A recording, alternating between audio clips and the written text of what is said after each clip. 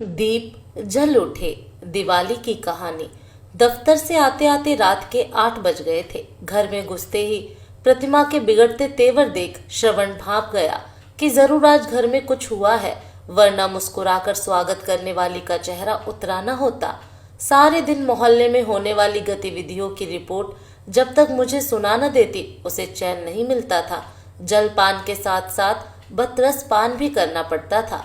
अखबार पढ़े बिना पास पड़ोस के सुख दुख के समाचार मिल जाते थे। शायद देरी से आने के कारण ही प्रतिमा का मूड बिगड़ा हुआ है।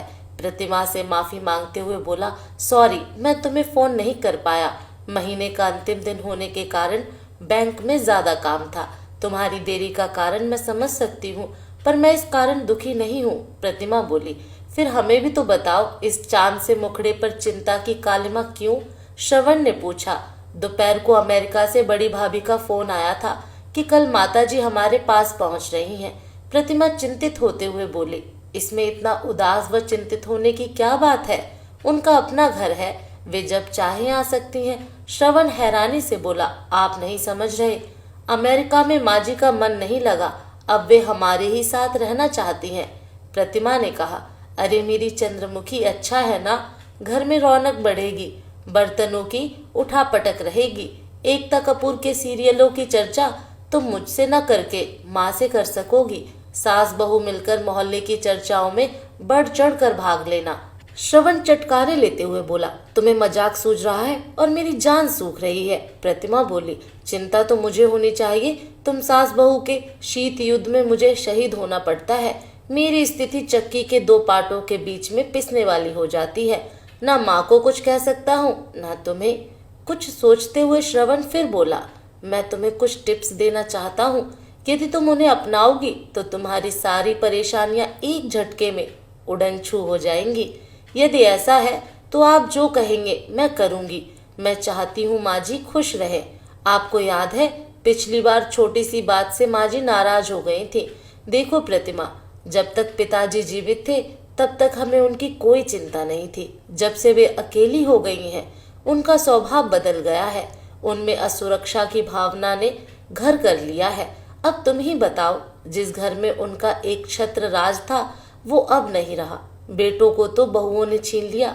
जिस घर को तिनका तिनका जोड़कर माँ ने अपने हाथों से संवारा, उसे पिताजी के जाने के बाद बंद करना पड़ा।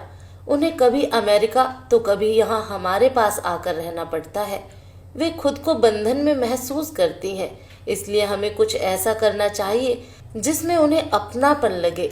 उनको हमसे पैसा नहीं चाहिए, उनके लिए तो पिताजी की पेंशन ही बहुत है। उन्हें खुश रखने के लिए तुम्हें थोड़ी सी समझदारी दिखानी होगी, चाहे नाटकीयता से ही सही। श्रवण प्रतिमा को समझाते हुए बोला, आप जैसा कहेंगे मैं वैसा ही करने को तैयार हूँ। प्रतिमा ने आश्वासन दिया। तो सुनो प्रतिमा, हमारे बुजुर्गों में एक नाम का प्राणी होता है। यदि किसी वजह से उसे चोट पहुंचती है तो पारिवारिक वातावरण प्रदूषित हो जाता है, यानी परिवार में तनाव अपना स्थान ले लेता है।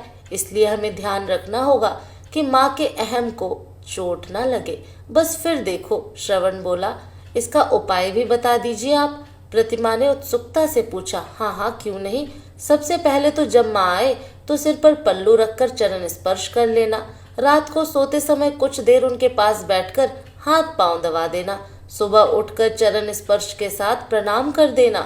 श्रवण ने समझाया, यदि माँ जी इस तरह से खुश होती हैं तो यह कोई कठिन काम नहीं है। प्रतिमा ने कहा, एक बात और, कोई भी काम करने से पहले माँ से एक बार पूछ लेना।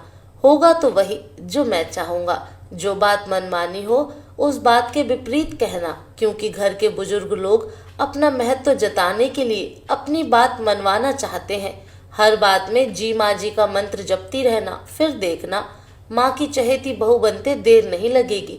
श्रवण ने अपने तर्कों से प्रतिमा को समझाया। आप देखना, इस बार मैं माँ को शिकायत का कोई मौका नहीं दूंगी। बस उनको ऐसा लगे जैसे घर में उनकी ही चलती है। तुम मेरा इशारा समझ जाना, आखिर माँ तो मेरी ही है। मैं जानता हूँ उन्हें क्या चाहिए। कहते हुए श्रवण सोने के लिए चला गया। प्रतिमा ने सुबह जल्दी उठकर माँ जी के कमरे की अच्छी तरह सफाई करवा दी, साथ ही उनकी जरूरत की सभी चीजें भी वहां रख दी। हम दोनों समय पर एयरपोर्ट पहुंच गए। हमें देखते ही माँ जी की आंखें खुशी से चमक उठी। सिर ढककर प्रतिमा ने माँ के पैर छुए तो माँ ने सिर पर हाथ रखकर आशीर्वाद दिया। पोते को न देखकर माँ ने पूछा, अरे तुम मेरे गुड्डू को नहीं लाए? माँ जी, वह सो रहा था। प्रतिमा बोली, बहू, आजकल बच्चों को नौकरों के भरोसे छोड़ने का समय नहीं है, आए दिन अखबारों में छपता रहता है। माँ जी ने समझाते हुए कहा, जी माँ जी, आगे से ध्यान रखूंगी। प्रतिमा ने माँ जी को आश्वासन दिया। रास्ते भर भैया भाभी व बच्चों की बातें होती रही थी। घर पहुंचकर माँ ने देखा जिस कमरे में उनका सामान रखा गया है उसमें उनकी जरूरत का सारा सामान कायदे से रखा था। 4 वर्षीय पोता गुड्डू दौड़ता हुआ आया और दादी के पांव छूकर गले लग गया। माँ जी, आप पहले फ्रेश हो लीजिए, तब तक मैं चाय बनाती हूँ, कहते हुए प्रतिमा किचन की ओर चली गई। रात के खाने में सब्जी माँ से पूछकर बनाई गई। खाना खाते खाते श्रवण बोला, प्रतिमा, कल आलू के पराठे बनाना, पर माँ से सीख लेना, तुम बहुत मोटे बनाती हो। प्रतिमा की आंखों में आंखें डालकर श्रवण बोला, ठीक है, माँ जी से पूछकर ही बनाऊंगी। प्रतिमा बोली।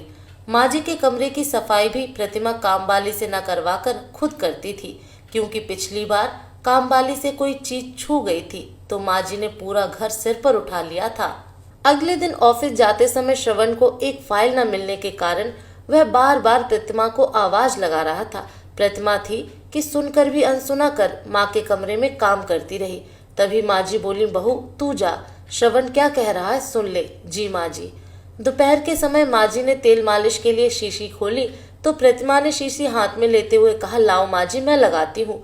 बहू रहने दे, तुझे घर के और भी बहुत काम है, थक जाएगी। नहीं माँ जी, काम तो बाद में भी होते रहेंगे। तेल लगाते लगाते प्रतिमा बोली, माँ जी, आप अपने समय में कितनी सुंदर दिखती होंगी और आपके बाल तो और भी सुंदर दिखते होंगे, जो अब भी कितने सुंदर और मुलायम हैं। अरे नहीं, ऐसी कोई बात नहीं। हाँ, तुम्हारे बाबूजी जरूर कभी कभी छेड़ दिया करते थे, कहते थे कि यदि मैं तुम्हारे कॉलेज में होता तो तुम्हें भगा ले जाता। बात करते करते उनके मुख की लालिमा बता रही थी जैसे वे अपने अतीत में पहुंच गई हैं। प्रतिमा ने चुटकी लेते हुए माँ जी को फिर छेड़ा, माँ जी, गुड्डू के पापा बताते हैं कि आप नाना जी के घर भी कभी कभी ही जाती थीं। बाबूजी का मन आपके बिना लगता ही नहीं था। क्या ऐसा ही था माँ जी? चल हट, शरारती कहीं की, कैसी बातें करती है। देख, गुड्डू स्कूल से आता होगा। बनावटी गुस्सा दिखाते हुए माँ जी नवयौवना की तरह शर्मा गई। शाम को प्रतिमा को सब्जी काटते देख माँ जी बोली, बहू तुम कुछ और काम कर लो, सब्जी मैं काट देती हूँ। माँ जी रसोई घर में गई तो प्रतिमा ने मनुहार करते हुए कहा, माँ जी, मुझे भरवा शिमला मिर्च की सब्जी बनानी नहीं आती, आप सिखा देंगी? ये कहते हैं जो स्वाद माँ के हाथ के बने खाने में है वह तुम्हारे हाथ में नहीं। हाँ हाँ, क्यों नहीं, मुझे मसाले दे, मैं बना देती हूँ। धीरे धीरे रसोई की जिम्मेदारी माँ ने अपने ऊपर ले ली थी। और तो और गुड्डू की मालिश करना, उसे नहलाना, उसे खिलाना पिलाना सब माँ जी ने संभाल लिया। अब प्रतिमा को गुड्डू को पढ़ाने के लिए बहुत समय मिलने लगा। इस तरह प्रतिमा के सिर से काम का भार कम हो गया था। साथ साथ घर का वातावरण भी खुशनुमा रहने लगा। श्रवण को प्रतिमा के साथ कहीं घूमने जाना होता तो वह यही कहती कि माँ से पूछ लो, मैं उनके बिना नहीं जाऊंगी। एक दिन पिक्चर देखने का मूड बना। ऑफिस से आते हुए श्रवण 2 पास ले आया। जब प्रतिमा को चलने के लिए कहा तो वह झट से ऊंचे स्वर में बोल पड़ी, माँ जी चलेंगी तो मैं चलूंगी, अन्यथा नहीं। वह जानती थी कि माँ को पिक्चर देखने में कोई रुचि नहीं है। उनकी तू मैं सुनकर माँ जी बोली, बहू क्यों जिद कर रही हो? श्रवण का मन है तो चली जा, गुड्डू को मैं देख लूंगी। माँ जी ने शांत स्वर में कहा, अंधा क्या चाहे 2 आंखें। वे दोनों पिक्चर देखकर वापस आए तो उन्हें खाना तैयार मिला। माँ जी को पता था श्रवण को कटहल पसंद है, इसलिए फ्रिज से कटहल निकालकर बना दिया। चपातियां बनाने के लिए प्रतिमा ने गैस जलाई तो माँ जी बोली, प्रतिमा तुम खाना लगा लो, रोटियां मैं सेकती हूँ। नहीं माँ जी, आप थक गई होंगी, आप बैठिए, मैं गरम गरम रोटियां बनाकर लाती हूँ। प्रतिमा बोली, सभी एक साथ बैठकर खाएंगे, तुम बना लो प्रतिमा। श्रवण बोला। एक साथ सभी को खाना खाते देख माँ जी की आंखें नम हो गईं। श्रवण ने पूछा तो माँ बोली, आज तुम्हारे बाबूजी की याद आ गई। आज वे होते तो तुम सबको देखकर बहुत खुश होते। माँ मन दुखी मत करो, श्रवण बोला। प्रतिमा की ओर देखकर श्रवण बोला, कटहल की सब्जी ऐसे बनती है? सच में माँ, बहुत दिनों बाद इतनी स्वादिष्ट सब्जी खाई है। माँ से कुछ सीख लो प्रतिमा। माँ जी, सच में सब्जी बहुत स्वादिष्ट है, मुझे भी सिखाना। बहू, खाना तो तुम भी स्वादिष्ट बनाती हो। नहीं माँ जी, जो स्वाद आपके हाथ के बनाए खाने में है वह मेरे में कहाँ, प्रतिमा बोली। श्रवण को दिवाली पर बोनस के पैसे मिले तो देने के लिए उसने प्रतिमा को आवाज लगाई। प्रतिमा ने आकर कहा, माँ जी को ही दीजिए ना। श्रवण ने लिफाफा माँ के हाथ में रख दिया। माँ जी लिफाफे को उलट पलट कर देखते हुए रोमांचित हो उठी। आज वे खुद को घर की बुजुर्ग व सम्मानित सदस्य अनुभव कर रही थी। श्रवण व प्रतिमा जानते थे कि माँ को पैसों से कुछ लेना देना नहीं है, ना ही उनकी कोई विशेष जरूरतें थीं। बस उन्हें तो अपना मान सम्मान चाहिए था। अब घर में कोई भी खर्चा होता या कहीं जाना होता तो प्रतिमा माँ से जरूर पूछती। माँ जी भी उसे कहीं घूमने जाने के लिए मना नहीं करती। अब हर समय माँ के मुख से प्रतिमा की प्रशंसा के फूल ही झड़ते। दिवाली पर घर की सफाई करते करते प्रतिमा स्टूल से जैसे ही नीचे गिरी तो उसके पाँव में मोच आ गई। माँ ने उसे उठाया और पकड़कर पलंग पर बैठाकर पाँव में मरहम लगाया और गर्म पट्टी बांधकर उसे आराम करने को कहा। यह सब देखकर श्रवण बोला, माँ, मैंने तो सुना था बहू सेवा करती है सास की, पर यहाँ तो उल्टी गंगा बह रही है। चुप कर, ज्यादा बकबक मत कर। प्रतिमा मेरी बेटी जैसी है, क्या मैं इसका ध्यान नहीं रख सकती? प्यार से डांटते हुए माँ बोली। माँ जी, बेटी जैसी नहीं बल्कि बेटी कहो, मैं आपकी बेटी ही तो हूँ। प्रतिमा की बात सुनते ही माँ जी ने उसके सिर पर हाथ रखा और बोली, तुम सही कह रही हो बहू, तुमने बेटी की कमी पूरी कर दी। घर में होता वही जो श्रवण चाहता, पर एक बार माँ की अनुमति जरूर ली जाती। बेटा चाहे कुछ भी कह दे, पर बहू की छोटी सी भूल भी सास को सहन नहीं होती। इससे सास को अपना अपमान लगता है। यह हमारी परंपरा सी बन चुकी है, जो धीरे धीरे खत्म भी हो रही है। माँ जी को थोड़ा सा मान सम्मान देने के बदले में उसे अच्छी बहू का दर्जा व बेटी का स्नेह मिलेगा, इसकी तो उसने कल्पना ही नहीं की थी। प्रतिमा के घर में हर समय प्यार का, खुशी का वातावरण रहने लगा। दिवाली नजदीक आ गई थी। माँ व प्रतिमा ने मिलकर पकवान बनाए। लगता है इस बार की दिवाली एक विशेष दिवाली रहेगी। सोचते सोचते श्रवण बिस्तर पर लेटा ही था कि अमेरिका से भैया का फोन आ गया। उन्होंने माँ के स्वास्थ्य के बारे में पूछा और बताया कि इस बार माँ उनके पास से नाराज होकर गई हैं। तब से मन बहुत विचलित है। यह तो हम सभी जानते हैं कि नंदिनी भाभी और माँ के विचार कभी नहीं मिले, पर अमेरिका में भी उनका झगड़ा होगा, इसकी तो कल्पना भी नहीं की थी। भैया ने बताया कि वे माफी मांगकर प्रायश्चित करना चाहते हैं, अन्यथा हमेशा उनके मन में एक ज्वाला सी दहकती रहेगी। आगे उन्होंने जो बताया वह सुनकर तो मैं खुशी से उछल ही पड़ा। बस अब 2 दिन का इंतजार था, क्योंकि 2 दिन बाद दिवाली थी। इस बार दिवाली पर प्रतिमा ने घर कुछ विशेष प्रकार से सजाया था। मुझे उत्साहित देखकर प्रतिमा ने पूछा, क्या बात है, आप बहुत खुश नजर आ रहे हैं। अपनी खुशी को छिपाते हुए मैंने कहा, तुम सास बहू का प्यार हमेशा ऐसा ही बना रहे, बस इसलिए खुश हूँ। नजर मत लगा देना हमारे प्यार को, प्रतिमा खुश होते हुए बोली। दिवाली वाले दिन माँ ने अपने बक्से की चाबी देते हुए कहा, बहू, लाल रंग का एक डब्बा है, उसे ले आ। प्रतिमा ने जी माँ जी कहकर डब्बा लाकर दे दिया। माँ ने डब्बा खोला और उसमें से खानदानी हार निकाला। हार प्रतिमा को देते हुए बोली, लो बहू, ये हमारा खानदानी हार है, इसे संभालो, दिवाली इसे पहनकर मनाओ। तुम्हारे पिताजी की यही इच्छा थी। हार देते हुए माँ की आंखें खुशी से नम हो गईं। प्रतिमा ने हार लेकर माथे से लगाया और माँ के पैर छूकर आशीर्वाद लिया। मुझे बार बार घड़ी की ओर देखते हुए प्रतिमा ने पूछा तो मैंने टाल दिया। दीप जलाने की तैयारी हो रही थी, तभी माँ ने आवाज लगाकर कहा, श्रवण, जल्दी आओ, गुड्डू के साथ फुलझड़ियां भी तो जलानी है।